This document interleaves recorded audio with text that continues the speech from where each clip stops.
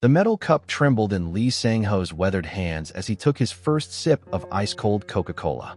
The sweet, fizzy liquid hit his parched throat like liquid lightning, causing him to gasp and nearly drop the cup in surprise.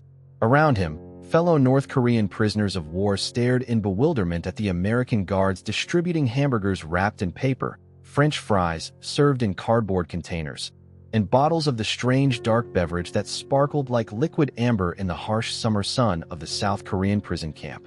It was August 1951, and for these men who had spent months believing they would die fighting American imperialists, this moment represented something far more shocking than military defeat. They were witnessing their first encounter with American abundance, a glimpse into a world so alien it might as well have been another planet. Lee, a former sergeant in the Korean People's Army who had expected torture or execution when captured near the Pusan perimeter, found himself sitting at a wooden table watching American soldiers casually distribute food that seemed impossibly rich and abundant while he and his fellow prisoners received meals that surpassed anything most North Korean civilians had seen in years. The cultural shock was so profound that some prisoners initially refused to eat, convinced the abundant food was either poisoned or part of some elaborate psychological warfare campaign. But this story isn't just about hamburgers and Coca-Cola. It's about a collision between two worlds, one driven by scarcity, sacrifice, and revolutionary purity, and the other by abundance, efficiency, and mass production. When North Korean prisoners of war encountered American prison camps during the Korean War, they weren't just experiencing captivity. They were getting their first taste of a consumer culture that would eventually reshape their understanding of what modern society could achieve. The year was 1950, and the Korean War was consuming the peninsula in a spiral of violence that would ultimately claim millions of lives. For North Korea, this was a sacred war of reunification, a struggle to liberate their southern brothers from American puppet masters and restore the dignity of the Korean people. The communist propaganda had taught soldiers like Lee that Americans were weak capitalist exploiters who would flee at the first sign of determined resistance, leaving behind their South Korean collaborators to face revolutionary justice. Meanwhile, across the Pacific, America was mobilizing its industrial might on a scale that would have seemed impossible just years earlier. The same factories that had produced consumer goods during peacetime were now churning out military supplies. But unlike previous conflicts, American forces were also deploying an entire infrastructure of abundance that extended even to prisoner of war facilities. The contrast couldn't have been starker. North Korean soldiers like Lee carried rice balls when they were lucky enough to have rations at all. Many subsisted on whatever they could forage from the countryside or capture from enemy supplies. Their equipment was often improvised, their supply lines stretched impossibly thin across mountainous terrain, and they fought with the ferocity of men who believed their very souls depended on victory. But they fought hungry, often sick, and increasingly desperate as the war dragged on and promised victories failed to materialize. American forces, by contrast, were backed by an industrial machine that could produce not just weapons and vehicles, but an endless stream of processed foods, bottled beverages, and manufactured goods. The same country that had perfected assembly line production and mass marketing was now applying those innovations to warfare on a global scale. When American soldiers went into battle, they carried rations that included chocolate bars, cigarettes, and instant coffee. When they established prison camps, they brought with them the entire apparatus of American consumer culture, including the fast food and soft drinks that would soon astonish their North Korean captives. The first major wave of North Korean prisoners began arriving in American custody following the successful Incheon landings in September 1950 and the subsequent UN advance toward the Chinese border. These were not broken, demoralized soldiers that American commanders might have expected, but rather elite troops, party members, and dedicated revolutionaries who had been at the forefront of North Korea's early victories. They had conquered Seoul, pushed UN forces to the Pusan perimeter, and fought with legendary determination against overwhelming odds. Now, suddenly, they found themselves prisoners in a land that seemed to operate by completely different rules. The shock began the moment they were processed into American custody. Lee later described his amazement at the medical treatment he received. The American doctors cleaned my wounds with supplies I had never seen before. They had bandages that came in sealed packages, medicines in glass bottles with printed labels, and instruments that gleamed like silver. In North Korea, even our military hospitals were running short of basic supplies. Here, they seemed to have an endless supply of everything. But it was the food that truly boggled their minds.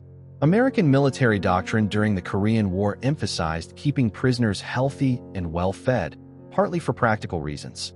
Sick prisoners required more resources, but also as part of a broader strategy to demonstrate American superiority and humanitarian values. The Geneva Conventions provided a baseline for prisoner treatment, but American camps often exceeded those requirements by substantial margins. The first meal many North Korean prisoners received in American custody was often their introduction to mass-produced American food.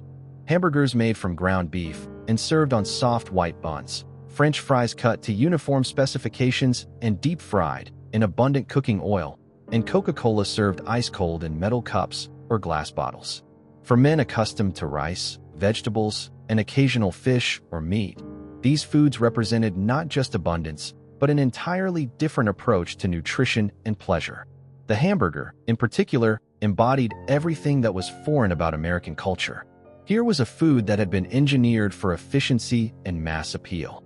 Ground meat formed into uniform patties, cooked on industrial grills, and assembled with processed cheese, lettuce, and condiments on buns that were softer and sweeter than any bread North Korean prisoners had ever tasted. The entire concept challenged their understanding of how food should be prepared and consumed. Lee's first encounter with a hamburger was a moment he would remember for the rest of his life. "They handed me this strange sandwich wrapped in paper," he later recalled. The bread was incredibly soft, almost like cake.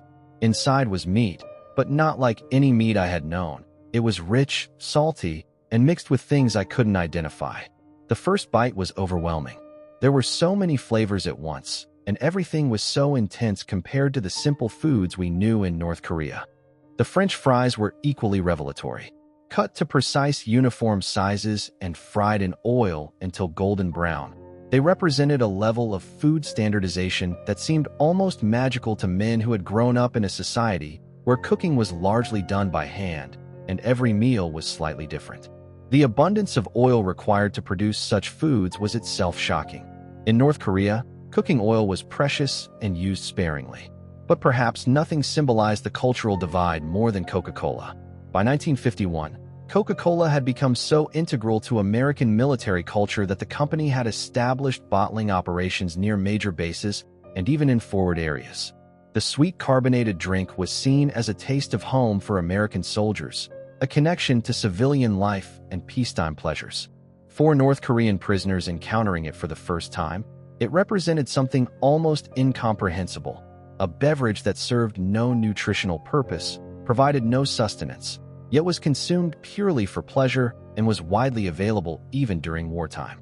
Private Kim Jong-soo, captured during the fighting around Seoul, described his first encounter with Coca-Cola in vivid detail. "The American guard opened a bottle and handed it to me with a smile. The liquid was dark brown and bubbled like nothing I had ever seen. When I tasted it, the sweetness was so intense it almost hurt my teeth, and the bubbles made me cough. But there was something addictive about it. The more I drank, the more I wanted." Later I learned that this drink was available to ordinary American civilians, that children drank it regularly. The idea that a society could produce such things just for pleasure, not for survival, was difficult for my mind to accept. The cultural shock extended beyond individual foods to the entire system of food production and distribution that made such abundance possible. American prison camps received regular deliveries of fresh meat, dairy products, processed foods, and beverages in quantities that would have supplied entire North Korean villages for weeks.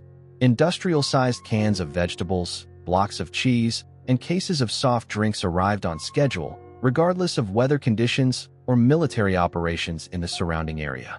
The waste generated by this system was equally shocking to prisoners accustomed to a culture where every grain of rice was precious. American guards would discard half-eaten hamburgers, pour out unwanted Coca-Cola, and throw away food packaging without a second thought. For prisoners from a society where families saved and reused everything from string to scraps of paper, this apparent disregard for resources was almost incomprehensible. Some prisoners tried to collect and save items that Americans casually discarded. guards would often overlook such behavior, understanding that men from a culture of scarcity would naturally want to preserve anything that might have value. What the guards saw as harmless collecting, the prisoners saw as gathering precious resources that represented unimaginable wealth compared to their previous experiences. The hamburgers and Coca-Cola were more than just food and drink. They were symbols of an entire economic and social system that prioritized abundance over scarcity, pleasure over mere survival, and individual satisfaction over collective sacrifice. The same factories that could mass-produce hamburger patties could also manufacture weapons, vehicles, and equipment at rates that North Korea could never hope to match. The same distribution networks that delivered soft drinks to remote prison camps could supply ammunition to frontline troops and humanitarian aid to civilian populations. As weeks turned to months in American custody, many prisoners began to grapple with uncomfortable questions about the society they had been fighting against.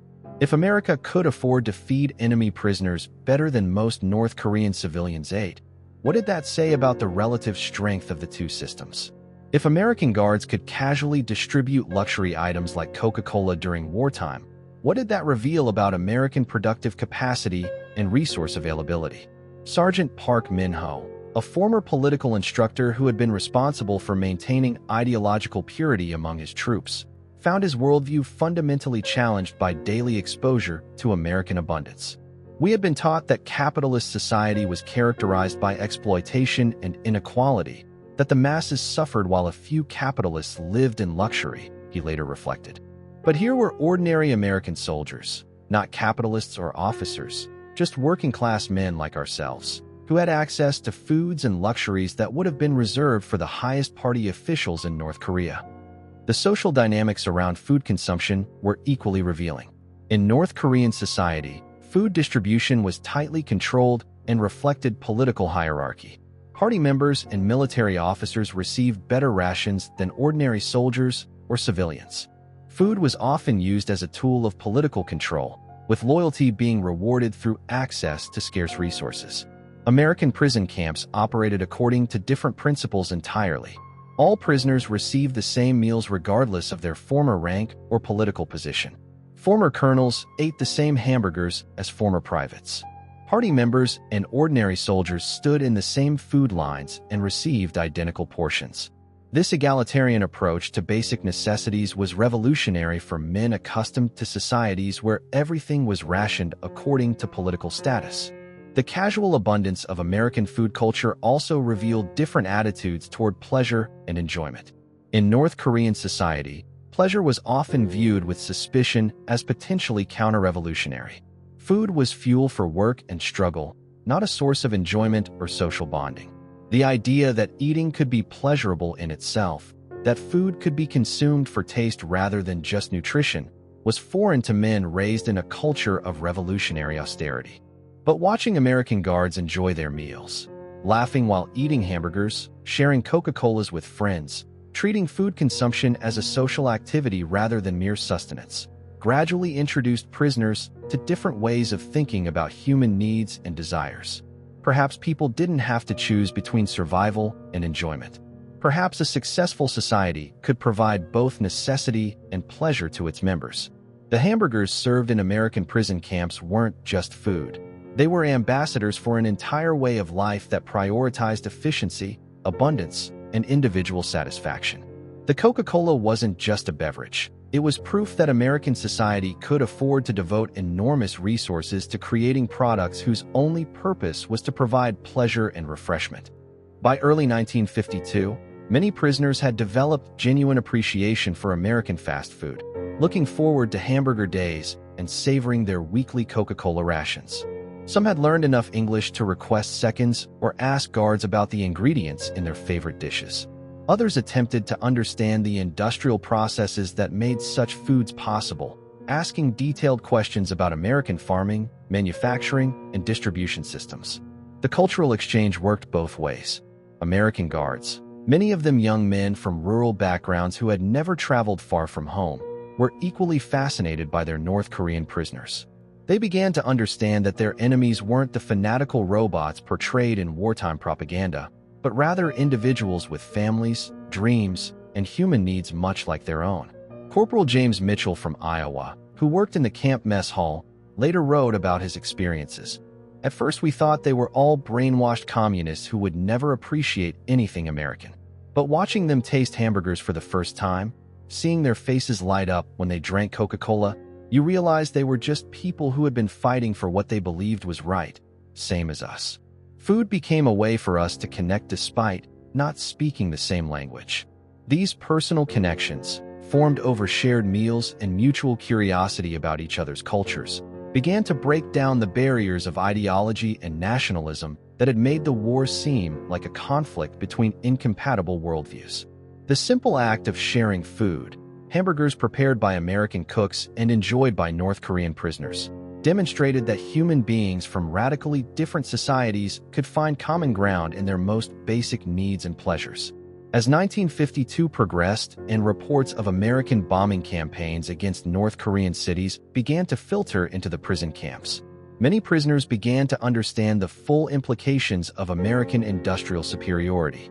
The same productive capacity that could manufacture hamburgers and Coca-Cola on an industrial scale could also produce bombers, missiles, and munitions in quantities that overwhelmed North Korean defenses. The abundance that prisoners witnessed daily in American prison camps wasn't just impressive, it was strategically decisive. A society that could afford to feed enemy prisoners better than its enemies could feed their own soldiers possessed advantages that went far beyond military technology or battlefield tactics. This was systemic superiority based on fundamental differences in economic organization and productive capacity. The hamburgers and Coca-Cola had become symbols of American soft power, demonstrating through daily experience that capitalist society could deliver material benefits that communist systems struggled to provide. The prisoners weren't being converted through propaganda or coercion, but through exposure to living standards that seemed impossible given their previous understanding of how societies functioned. As the war ground toward its eventual armistice in 1953, many prisoners faced the difficult prospect of repatriation to a homeland they now knew had been devastated by American bombing campaigns. They would be returning to a society struggling with basic survival, while carrying memories of abundance that would be difficult to explain to families who had endured years of wartime hardship. The repatriation process itself provided one final demonstration of American organizational efficiency and humanitarian concern. Prisoners were given final meals that included hamburgers and Coca-Cola, care packages for their journey home, and medical examinations that ensured they were healthy enough to travel. The same system that had fed them throughout their captivity continued to function smoothly even as the war officially ended. Lee Sang-ho stood at the rail of a repatriation ship in August 1953, holding an empty Coca-Cola bottle that he had saved as a memento of his unexpected encounter with American abundance. Around him, other former prisoners clutched similar souvenirs, hamburger wrappers, food packaging, photographs of prison camp mess halls, tangible proof of experiences that would be difficult to describe to people who had never witnessed such abundance. The North Korea they were returning to had been transformed by 3 years of devastating warfare.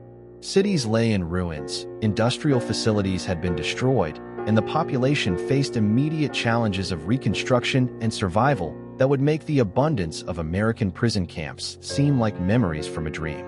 But Lee and his fellow former prisoners carried with them more than just memories and souvenirs. They carried a fundamentally different understanding of what modern industrial society could achieve when it prioritized abundance over scarcity, efficiency over ideology, and material prosperity over revolutionary purity. The hamburgers and Coca-Cola had been more than just food and drink. They had been lessons in the power of consumer capitalism to deliver tangible benefits to ordinary people. The story doesn't end with repatriation and reconstruction.